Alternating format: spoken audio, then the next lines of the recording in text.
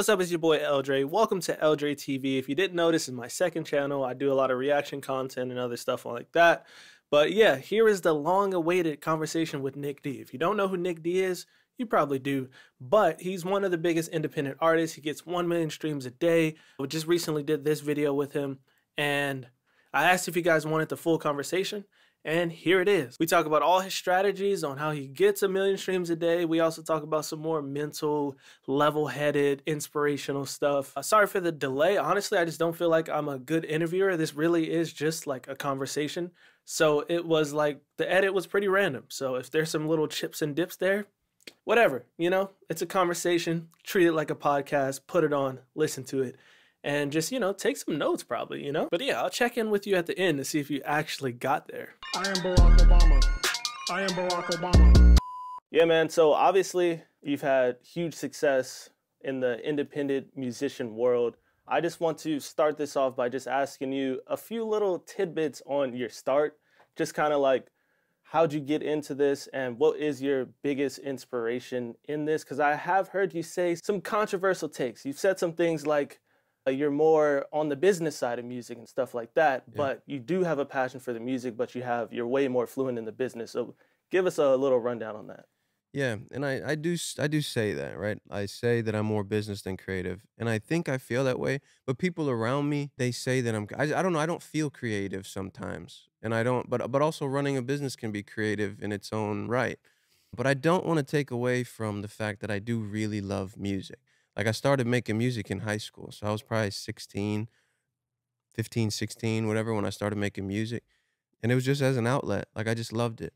I love making music. And then I made music, you know, kind of off and on through so I didn't start pursuing music as a career until I was 27. So I had 10 years making music before I started pursuing it as a career.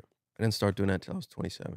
And what I mean by that is like when I say I'm more business than creative, I guess, is that when I started pursuing it as a career, I knew what it was going to take to make a living making music.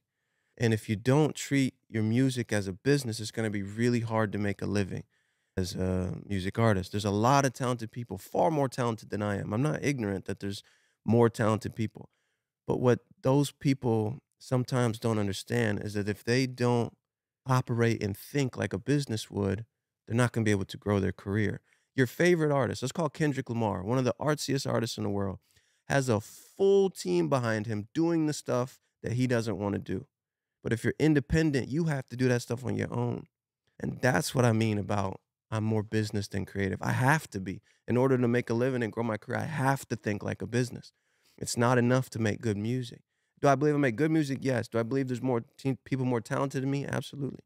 I'm not ignorant to that. If I believe my music was for everybody, it would be ignorant. You know, my music's not for everybody. It would be silly for me to think that. Quality's subjective. And I think the same for all artists, right? Not everyone's music is for everybody. So I think if you just, you know, if you're able to kind of sometimes, I'm not saying put the art completely and not think about it, but just put it to the side for a few minutes while you think, how can I best run my business? That's what I mean by that. I don't want people to think that I'm just like in the music industry and I don't care about music. Like I love music and I love business, but I hate the music business. That's a bar. That's a bar right there. Yeah, I wanted to touch on that a little because I relate to that heavy to the point where when I started my career in music, it was kind of just like I was broke living in my mom's garage and I wanted to get out of that situation. And I loved music at the time. So I just knew that music was a tool to get me to where I needed to be. So over time, I do feel like I kind of got heavier into the business side of things. I kind of fell in love with the marketing and the content side of things. But I do feel as of recently that I've kind of lost touch with the music, or at least like the passion of it, the creativity, like the young deer in the headlights view of the music. Have you felt or experienced anything like that? I don't know. And I hope this is a testament to how much I like music. I have 150, 200 finished masters in a Dropbox folder. That's how much I loved. And I have 150 songs released. That's how much I love to create music, right? I do it whenever I can. So I just, you know, I want to really emphasize that I love to create music. Now, have I lost a little bit of the interest in music? You're saying by operating too much as a business? Is that kind of What you're feeling like you get lost, like you, because I love both, right? And it's kind of finding that balance of loving both and doing both and trying to grow at the same time. I don't know that I've lost any love for making music. And I will say this, I got a little bit of decision fatigue, a little bit, I don't know, I don't think the word was burnt out, it was decision fatigue. And this was back last year sometime. And I didn't post on social media for 5, 6 months. And I went to the Florida Keys for 6 weeks. My family and I went for 6 weeks. What did I do then? I didn't operate as a business, but in the 6 weeks, I made 22 songs in those 6 weeks. I made 22 finished songs. So what did I do when I wasn't doing the business side of it? I was still loving making music. I made 22 finished masters. I flew out my producer for a few days. We made some songs in person. And a lot of those songs that I made during that time went on my album called Like Honey. And those for an album, I do believe like I want to really make something that means a lot to me for an album. But I think growing your audience, whatever singles are important. You could tell during that time I was making music just that I really loved. And that's why I decided to put a lot of those songs on a project, on an album, and release it. And I didn't really promote the album. I didn't put a lot of, I just released it because I loved the art of it. So there's two sides to that coin. And I just think that you need both in order to run a successful business. Got you, got you. And one more psychological question before we get into the nitty gritty of like how you actually got to where you're at.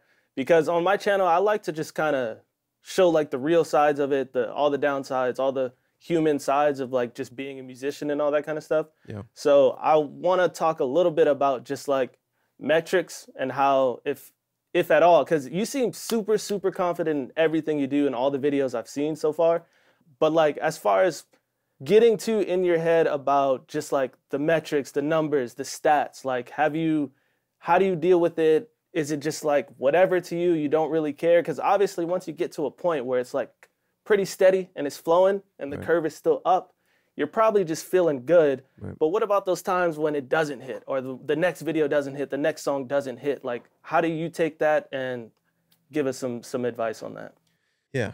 I'm going to start maybe a couple years ago when I was really active in, loving that part. I was loving learning the algorithm. I was loving dissecting the analytics, and I was really paying close attention to what was working, why it was working, the human psychology of it all. Like I put in the time and I learned that stuff. But right now, I'm in a place where, and I know that it's kind of easy to say it now after you've already found success. I know it's easy to, I don't want to be ignorant on this, on the time, the season where it was needed for me to pay attention to all that stuff in order to grow. But right now, I am detached from the results. So if I post a video, I could care less. But I will say, if I lost all my music success, all my listeners, I still wouldn't be affected. I came to a place of realization where the listeners, the viewers, the streams, right? That's not where I get my value from. That's not where I'm fulfilled. That's not what fulfills me. I got to this place where I felt like I beat the game. And I'm not talking about the music game. I'm talking about whatever game I was playing in my head, like whoever I was trying to prove wrong, or whatever it was that was the driving force behind me trying to be successful, right? And I don't know, like maybe it was, my dad left when I was 1 years old. Maybe it was me trying to prove to him I was good enough.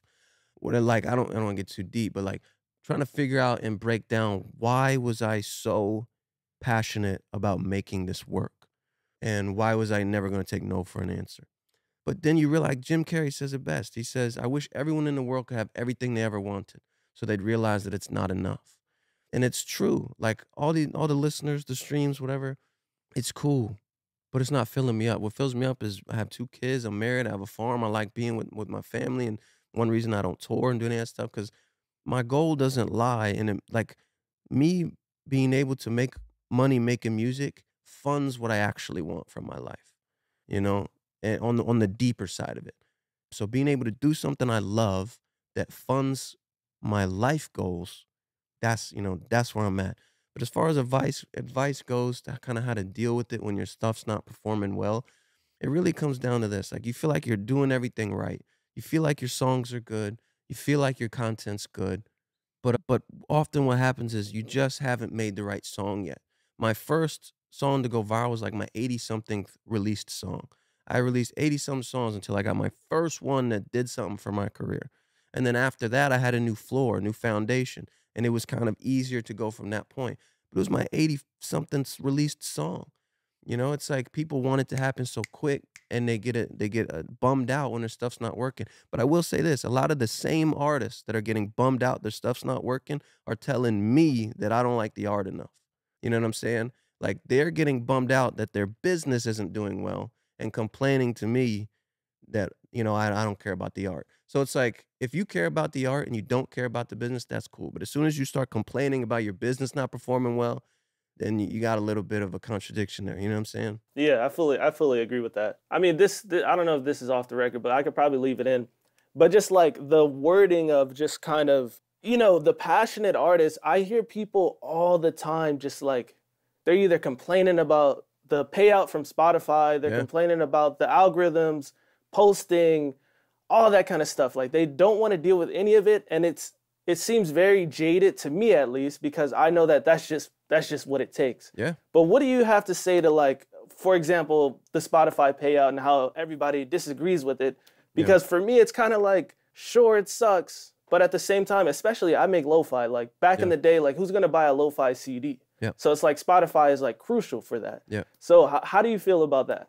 And we're talking specifically about the fact that they're not paying people until they get 1,000 streams. Is that what we're talking about? No, not that. It's just Or just in general that it's so little?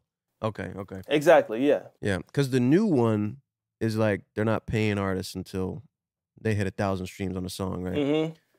And people are complaining so much. I'm like, bro, that's $3.50 that you're causing an uproar about. You know, that 1,000 streams that you're causing an uproar about. And I'm like, what that does is it saves Spotify millions of dollars by just anyway, I'm not gonna dive deep into that.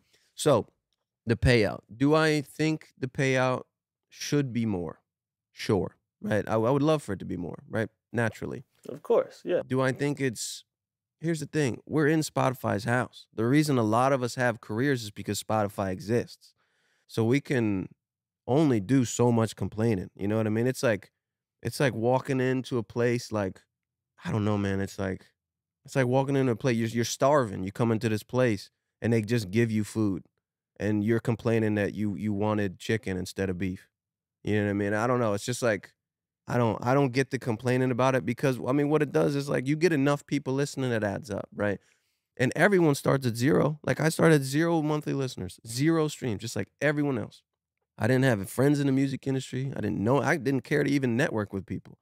I kept my head down and I grinded. Me and my friend, that's it. No management, no whatever. And I made it happen. And I believe that other people can make it happen too, especially the people that are far more talented than me, if they just restructure their mind. And kind of, a lot of them are just aimed in the wrong direction. If they just aim themselves in the right direction, they'll be able to take off. But yeah, the Spotify payout, man, you can only do so much arguing, right? Like I said, if Spotify doesn't exist, a lot of us don't have careers.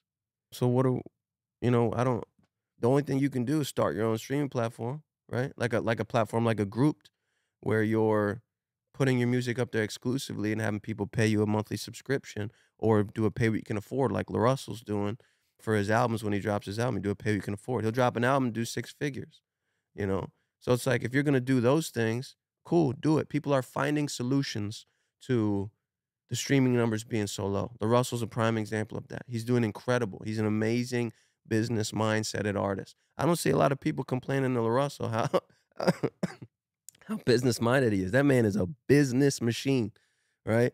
But he also loves the art. I think both can live in the same space. For sure. Yeah, totally agree. All right, cool, man. Let's get on to some of the more specific questions, because obviously people want to know how to get to all of this we're talking about. I guess my first question would be what everybody wants to know. How much money did you make this year? No, I'm just playing. So I want to start with, let's see. I got questions here, but I completely just fucked them over. But you're good. Let's see. Okay, so obviously content is king. You are a prime example of that. And I mean, honestly, the main answer to a lot of people's question probably is like, make better content. But you've done a lot of videos recently on, one of them I really liked in particular, where you mentioned that you were talking about how, like, is your content selfish? And how are you making content that actually serves your people and stuff like that. So for the people out there that are artists, but let's say they're open-minded to making content, could you just give them some suggestions on maybe one or two ways that they can go about it themselves? On how to make better content? On how to make better content, and a little bit about what you said about making sure it's not selfish, because I feel like that is something that people can take from and just go home with that. Yeah, and I think selfish is a bolder word. I think the real word is self-serving.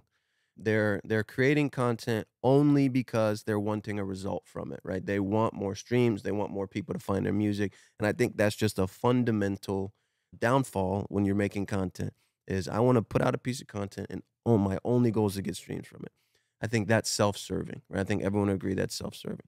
So I always recommend you keep your audience in mind when you're thinking of your content ideas, right? And you have to kind of look at your content objectively. You have to detach yourself from like, if I was scrolling past this piece of content, would I stay and watch it? Because if I wouldn't, and you have to, like I said, remove yourself from this is my piece of content. Remove your bias. Scroll past. Does this video catch my attention? Is this video worth my time? Because if it's not, there's a better, more entertaining video one swipe away. There's endless videos on the internet, one swipe away. So if you're not catching people with your video, they don't care, right? They're like, oh, all right, that video was boring. Next video. Very easy, right?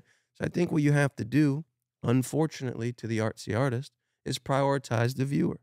How can I best serve the viewer? The viewer is on an entertainment app. They're not there to find your music. They're not even there to find your video most of the time. They're just there to be entertained, right? So you have to entertain them. And you have to assume that everyone scrolling past your video has no idea who you are. They're in a hurry, and they're not there to listen to music, right? You have to kind of assume that. How can I entertain the person who doesn't care who I am, doesn't even want to hear my music, and is just trying to detach from their reality for an hour? How do you entertain that person? Now, sometimes you get into an algorithm like with a lo-fi or something. You have a video do well. You're like, what the heck was different about this one? It's the same video that I made 10 times, but this one went, exponentially more than the previous one. Maybe you got into an algorithm of people, studying students. And sometime, for a reason, that algorithm got into studying students algorithm, right? Somehow. And you got lucky. But that's what it is. I think you just got lucky, right? Or that beat was just better, right? You might think all your other beats are just as good, but like I said, quality is subjective. Something that you think is amazing, you spend, a couple hours a week perfecting it, you think it's amazing, you put it out, other people could still hate it. They still just could not be their vibe. So, and that's what I mean when I'm talking about getting reps in, releasing more frequently, is you get more darts to hit a bullseye. You kind of remove yourself from the sentimental attachment to your releases, and you just kind of operate more like a business. You're throwing more darts. You get more at-bats to hit a home run. That's where my mindset is when I'm talking about kind of operating more like a business. I just think differently than an artsy artist, I think, in most case scenarios. Understood, yeah. So, yeah, obviously content is the way. A lot of people hate that word content, so people might be triggered right now. My apologies. But would you say, like, okay, you start making content, you start building up a little bit of a following, what would be your best tips on actually translating those views, those likes into streams? Because from my previous experience, honestly, it wasn't until TikTok came around where at first on Instagram, I'm posting stuff, getting a bunch of views, a bunch of likes, but nobody's swiping up on a link. Nobody's clicking the link in your bio. But TikTok, it got to a point where you post something and people are in the comments like begging you to release it. So you can make any type of content. I just recently posted a video of me singing with my cat that got 8 million views out of nowhere. Super random. How the hell do I'm hoping maybe like 0.5% of people go to the link in my bio to check out my music. But what are some of your tips on actually translating the views and all those metrics into actual streams? Sure. Alex, or wait, sorry, let me just say, not streams, fans, not just streams. Let me not detach that. How much time's left on it? Okay.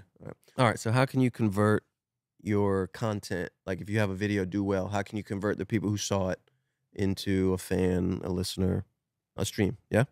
My experience is that people care more when they think they find it and less when they tell you about it, or less than when you tell them about it. So my strategy was always, I'm going to post this piece of content that I feel is entertaining. I'm not going to tell anyone this is my song or that it's out. And I also personally, I don't ever promote songs before they release. I always release them first and then post content for it. So if I have a video that does well, it's automatically available for people to go find it. Because if you post something and then 2 weeks later, a month later, you drop the song, everybody who saw your viral video has already forgotten about it. They've moved on. There's so much content, so much music out there to digest. It's important to have it available for people when you're posting about it, I feel personally. So for artists specifically, I feel like I said, it's more important when people feel like they found it, discovered it on their own than when you're telling them about it. So I personally don't think you should shout it, "Hey, this is my song, check it out.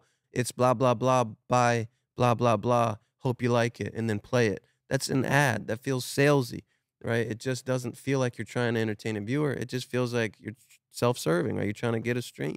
So what I did was, like I said, I made content I felt was engaging. I felt it was good for the audience. And then I waited for someone to ask me. So in the comments, I would wait for someone to say, "Hey, is this song out?" And at the time, you could pin comments. I would pin the comment, and I would respond to the comment with the name of the song, and yes, it's out. And so when people check the comments, they see that I responded to a comment. It feels much more natural. It feels much more, less salesy. It just feels like, oh yeah, I was just a guy doing my thing, and if you enjoy it, feel free. But it doesn't feel like I'm begging you to go stream my stuff, And I think people can feel that energy, that they don't like that when you feel like you're begging them or you feel like you're selling them something or promoting them something. Now, if I'm you and I'm doing lo-fi beats, obviously one thing you can do is do 50-50 collabs with artists. You can put vocals on it and you can try to get into that world. But what I would personally maybe do for you, and I don't know if you've done it already, if there's people that are doing it, but it's really hard for me to come across a lo-fi beat and be like, all right, bet, I'm gonna go stream this lo-fi beat, right? I know people do, but where do they usually do it? They probably put it in a playlist that they have for studying or for chilling, relaxing, calming down, whatever. Or, you get into an editorial playlist for work from home or for, whatever. Like you get into these playlists and that kind of helps drive your daily streams on a song like that. So maybe what I would do is instead of doing an album of lo-fi beats, I would just constantly update playlists, make a few playlists. And I don't know if you've done it already, but you have like your own personal lo-fi playlist, and I would promote the playlist. I wouldn't promote the individual beat per se. The beat could be the part of the content that you're making, and then but the end goal is to get people to go listen to this playlist. So instead of getting one song, right, that's getting streamed by people, now you're getting a full playlist of your lo-fi beats, and you strategically name the playlist. You can make a bunch of playlists with the same songs in it with different titles. Doesn't matter, right? And just kind of drive traffic to those playlists. And then all of a sudden you got 15, 20, 30, 40, 50 beats in there. Again, somebody puts that on shuffle. Now all the streams are going to you. You're not in somebody else's playlist, whatever, you've made your own. That's maybe what I would, and like I said, you might have done it already, but that's where I think would be a great way to get more streams on lo-fi production. Yeah. Yeah, no, I mean that's genius. I'm probably gonna use that more. I've definitely done that in the past, and it has definitely worked. So I would highly recommend that as well. Awesome. That's a good stat. Cause yeah, I mean, I was gonna ask you about maybe some more specific producer stuff, but I feel like a lot of it could be general. And just in general though, it is harder as a producer because lyrics are lyrics. I feel like my Steven Universe song got like almost 10 million videos to it made on TikTok. But if it was something with lyrics, yeah, it would, on streaming, it would be like probably way crazy. It's got like 50 million streams, but if it had lyrics, it'd probably have like 100, 200 million streams or something crazy like that. Yeah. But yeah, so that's something to think about. Maybe switch your career, bro. Switch to working with artists or start rapping yourself. It's just tough, right? Because if you're sitting there producing, that beat has to carry your entire video. The beat has to be so dope or get into the right algorithm, people that rock with this kind of beat. Your beat has to carry. It's much more difficult. I'm not ignorant to that. It's much more difficult for a producer.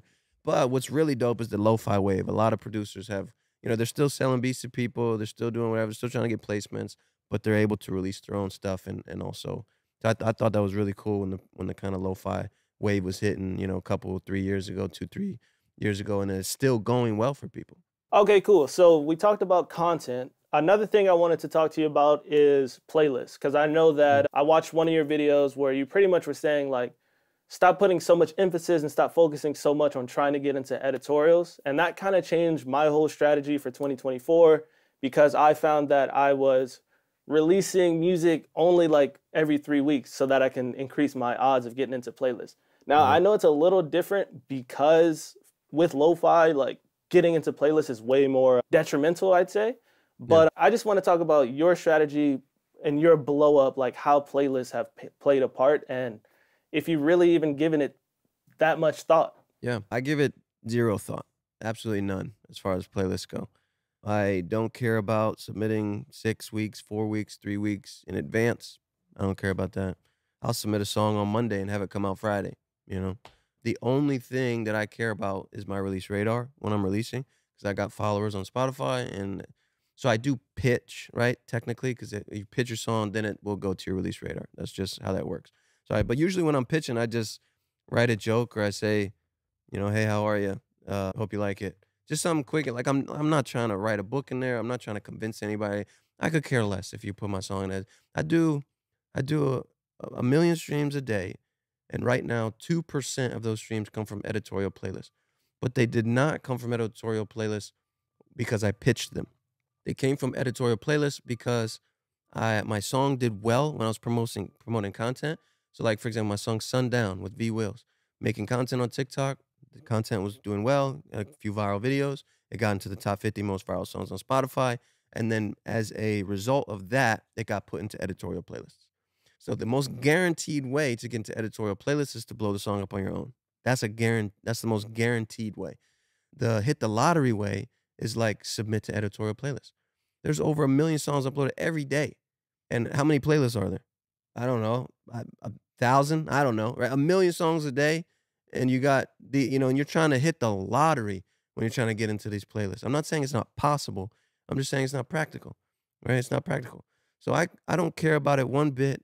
I rely on my ability to make better content or good content to drive traffic to the song. And if by a result of that, I get into an editorial playlist, it's a bonus. I'm not upset with it. I don't mind it at all. I like it.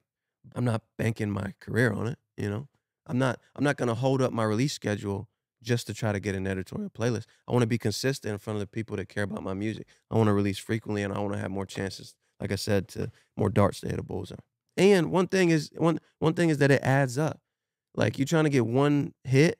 I think I mentioned it before. You might have heard me say it, but everybody's trying to get one hit, right? One song. Imagine you want to do 1 million streams a month, right? If you got 5 songs out, each one of those songs has to do like 33,000 streams a day to get 1 million streams a month. If you got 100 songs out, each one of those songs has to do 350 streams a day on average. Which one's more attainable? Have 5 songs trying to get 30K each a day, or to have 100 songs out each that have to get 350 streams a day each? It's just more attainable. It's more realistic. It adds up. Your catalog adds up. Everybody's trying to get a dang hit when you could just take care of your audience, feed your audience, and have it add up over time and build a catalog.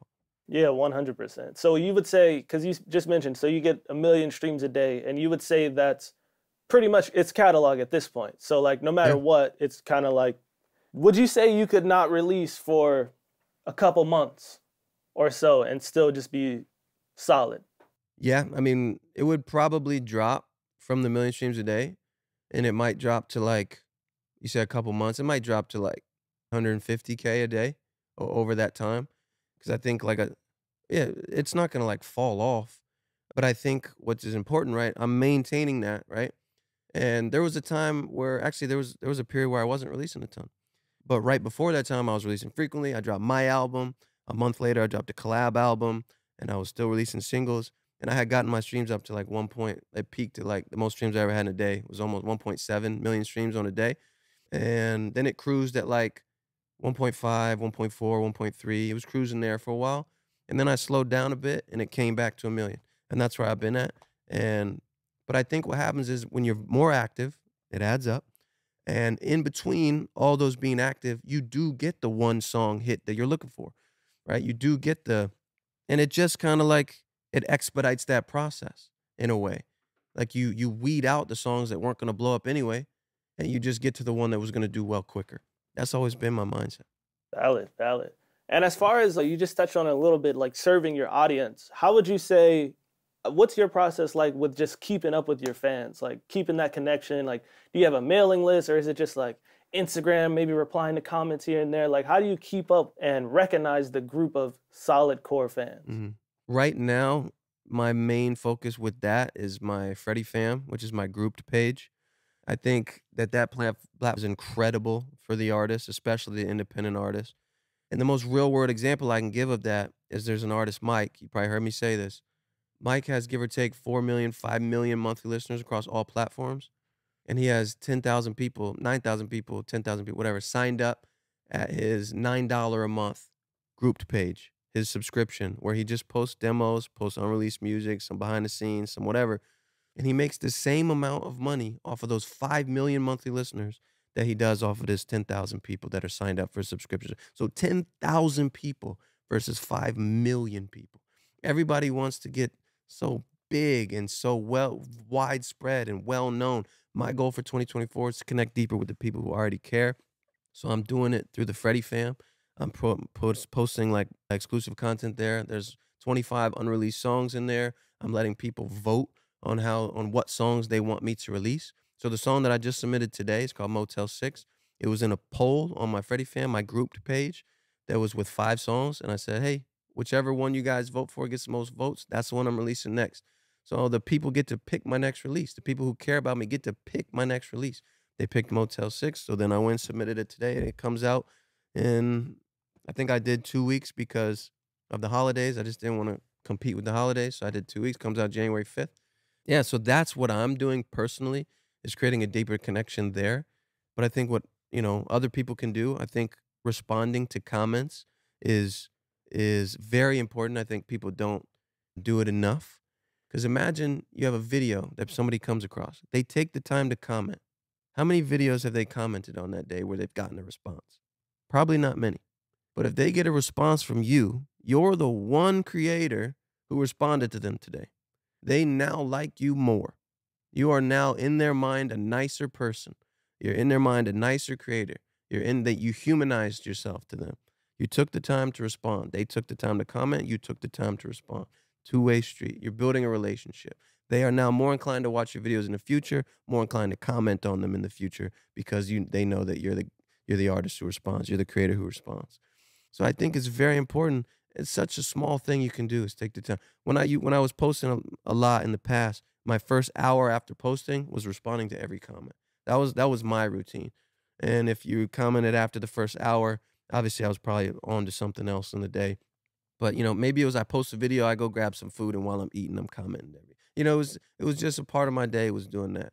But I think it's very important. I think a lot of people don't put enough emphasis on responding to comments. Yeah, 100%, 100%. I want to talk about your mistakes because that's one thing on my channel. I always try to be like super open. Like I just recently did a video on like how I lost 30 million streams on my like Spotify Rap compared to last year. Just being like super transparent about everything. And if you have any just like mistakes or anything, I wouldn't say regrets because I don't really like to live with regrets. I'm sure you probably don't either. Yep. But any mistakes you've made along the way? I know you just dropped a video about like your influencer campaign. I just watched that this morning, or anything like that that you might be able to tell people that they can avoid. That would be one example, is spending $4,000 on an influencer campaign. Like you said, I don't regret it. I don't feel like it was a loss because through that process you learn, right? And I think that's the importance. I made another video on it of making decisions quickly. Like in that moment, I didn't dwell on that decision. It was like, it's either going to work or it's not. And I will never find out until I decide to do it. Right. So I just decided to do it, spend the $4,000. And in my opinion, it was a waste of $4,000. But I knew in the future, I'm not going to do that again. Right. Instead of wondering if it would have worked whenever it, later on down the road, anyway. But as far as mistakes, I would say the first year I did a song and a music video every 2 weeks. I think technically a mistake would be I wouldn't have done music videos at all. I wouldn't have wasted any time on creating music videos. I don't think that music videos are a discovery method anymore, unless you're Lil Mabu. I don't think that really they have a good ROI, right? A return on your investment. I think they cost too much to do. I think they're too time consuming. And I think that in a way they're self-serving. But you can do music videos in a way that's for your audience. But I think a lot of artists want to do music videos because it makes them feel cool, which is fine. If you love the art of creating a music video, don't stop. If that's fulfilling you, if that's filling your cup, don't stop. But what I'm saying is, for me, the music video had no direct correlation to the success that I've had in my streaming and in my social media growth. In fact, YouTube is my smallest audience that I have, and I think that lyric videos are just fine as far as getting your music up on YouTube. I don't think you need music videos. So I would say that's one mistake is that I did 24 music videos where I didn't have to do any. I would have just focused all that time on creating short form content for, social media. I don't think of many other like mistakes because everything I did was either, you know, a learning experience or it was a win. So I don't see a lot of negative. Yeah, I don't see a lot of negative coming from decisions that I make because there's always, that you see the cup half full or you see it half empty. It's just a mindset. You're either an optimist or you're a pessimist about it. And I've trying to train my mind to always be optimistic about the decisions that I'm making and always see the win in them. Yeah, valid, valid. Yeah, I agree with that too. I even like the influencer thing. I paid this one influencer like $1,000 once for something, Yeah. and I regret it. But only just because I mean, like you said in the video, it's a gamble. So Yeah. like it could have done really well, and I could have Yep. been fucking super Yep. grateful, but it Yep. didn't. So Yeah. it was. Yeah. But yeah, okay, for sure. I think we got like a lot of good nuggets to pull from for sure. I guess one thing I just want to round it all up with is pretty much like, so you've got all this success, you've got, millions of streams, lots of money, a family, a farm, all this kind of stuff. So what is it that's driving you to now kind of shift gears and start doing this almost like mentoring type of content? And I know you have a book and all this kind of stuff. Like, what is it now that's driving you to kind of just help artists, even though you've already pretty much achieved so much and you can probably just like fucking retire at this point? So what's driving you to do that? Yeah. I think I'm passionate about it. There was nothing like that for me when I was trying to figure it out, especially coming from someone who's done it and or is actively doing it. Everyone that you come across for the most part, as far as the music guru channels, they're regurgitating information that isn't really applicable or helpful.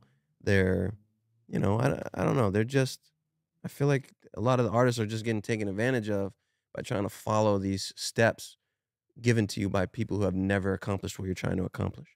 So it just felt like there was a gap that needed to be filled. I'm passionate about it. I've been passionate about sharing this side of it for a long time. One of the reasons is probably because I love the business side of it.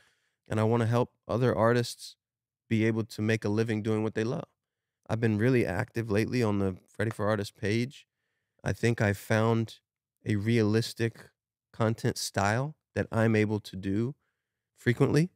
I think the style of content I was trying to do before didn't fit me off. I was doing these produced videos where I was trying to like script them up and take the time to write them up really well and film them and use B-roll and it just didn't feel like me and it was a lot more work and I don't know. So now I've developed this, you know, streamlined way for me to get these video ups and help people. And yes, I wrote a book. And also, like full transparency side is like I my whole life I've seen something that I'm interested in and I do it until I'm good at it. And then once I get good at it, I want to do the next thing. Whether it be in my life, I painted. I was an artist. I sold paintings. I whether it be something simple like juggling. Like I watched Cirque du Soleil, and these guys were juggling and doing incredible stuff. So I wanted to learn how to juggle. So I just focused my all my energy on learning how to juggle, and then I can juggle. Creating YouTube videos is something I've loved forever. Casey Neistat was a huge part of my life. When he was posting his daily vlogs, I was in awe, like most people were. He inspired a ton of vloggers to. So I saw it, and I've always wanted to be a YouTuber. Like my 100,000 YouTube plaque means more to me than a viral 50 Spotify song because I've just loved YouTube since I was in high school. I used to, post vid. So I want to be a YouTuber. For one, I want to be a YouTuber. I love the idea of YouTube, and I also love the idea of providing value. And yeah, so the book is like, it's just how I wanted to do it less of how you should and how I was able to switch it to how I did and less of how you should, because how you should, there's a lot of things people can say to devalue it, right? But how I did, there's not a lot of stuff people can say. This is how I was able to find success in the music industry. And if you'd like to try it, if you think that it will work for you, there's an option there. And the reviews from the book have been incredible. Like people reading the book, they're like, and incredible for me is like, I just got a comment the other day and it said, I went from 100 monthly listeners to 1,000 monthly listeners in 1 month after reading your book. Even that is like, that's a huge, like you're the guy who has 100 monthly listeners and you just hit 1,000 by applying stuff that I'm sharing. Like that's incredible. Another guy went from 1,000 to 40,000 monthly listeners in a span of a month.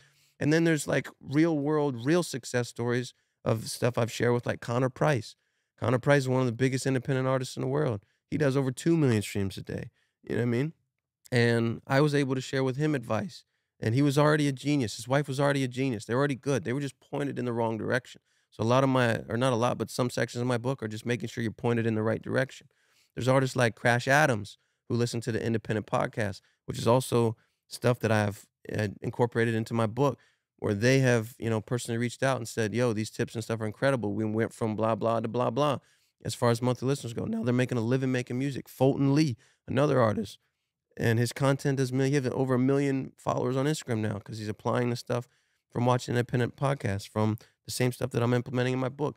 So it's just like I'm seeing these real world success stories. So not only did it work for me, I'm watching it work for others. So I know that the information is valuable and I feel good about sharing it. I feel good about talking about it and I feel good about promoting it because I know it works. Yeah, 100%. I can definitely relate to that. And I guess one thing I want to leave with the audience is just like a lot of people have it in them, but it just takes like a book like yours or a video like this or just listening in on a conversation like this to just spark like a tiny little spark to just, like you said, go in the right direction. And then they've got it. So that's super inspirational. Appreciate everything you're doing. And thank you for sitting down and having this conversation with me. Absolutely. And one last thing to touch on what you just said is that you said a lot of people are like on fire and they're excited to create and whatever. What most people are willing to do is work hard on their work, but they're not willing to work hard on themselves. And working hard on yourself is what sets you up to be able to receive the success that you desire. You can work hard on your work all day long, but if you're not personally ready for it, it's not going to come, right? You have to be equally as willing to work on yourself. That means changing the 5 people you spend the most time with. That means switching from consuming, you know, gaming content to digesting podcasts about, or watching videos like this, or business development books, self-development books, instead of watching movies or Netflix series. You know what I'm saying? Like you have to be willing to work on yourself just as much as you're willing to work on your art or on your business. And I think that's really important. I think a lot of people don't do it. 100%, 100%. Well, thank you very much. Well, yeah, I'll do a separate outro or something for the actual YouTube video. Yo, looks like you made it to the end of the video. Wow, you're truly dedicated, and I aspire to be like you. If you enjoyed it, check out Nic D's book. I also just put together a brand new masterclass on how to get your music heard, which has a lot of marketing tips that'll take a lot of the guesswork out of you and kind of give you like a layout, a solid plan that you can kind of just follow if you need to. If you feel like you need that assistance, it goes over branding, content creation, release strategies, and I included a bunch of extra special PDF documents with it too. So yeah, I'll leave the link to that in the description as well. If you enjoyed this conversation, I don't know, comment some other artists. Should I do more like this? Should I start a fucking podcast, bro? I don't know.